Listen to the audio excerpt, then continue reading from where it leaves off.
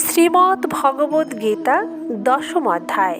ভগবানের যে 7টি বিভূতি সকল স্ত্রী জাতির মধ্যে বিরাজিত থাকে, তাদের মধ্যে কীর্তি, শ্রী, বাক, স্মৃতি এই 4টি আলোচনা করা হয়েছে।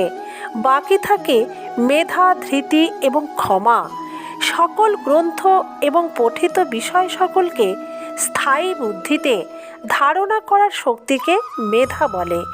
শরীর ইন্দ্রিয়াদির সংঘাতকে সতেজ করার যে শক্তি, উশৃঙ্খলতা চপলতাকে নিবৃত্ত করার যে শক্তি, নিজ সিদ্ধান্তে অবিচল থাকার যে শক্তি, তাকে ধৃতি বলে।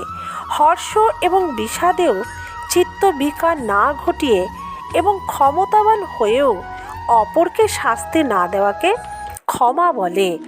কীর্তি, শ্রী এবং বাক ভগবানের এই বিভূতি সকল প্রাণের বহিরঙ্গে প্রকাশ পায়, আর স্মৃতি, মেধা ও ধৃতি এবং ক্ষমা সকল প্রাণীর অন্তরে প্রকাশিত হয়।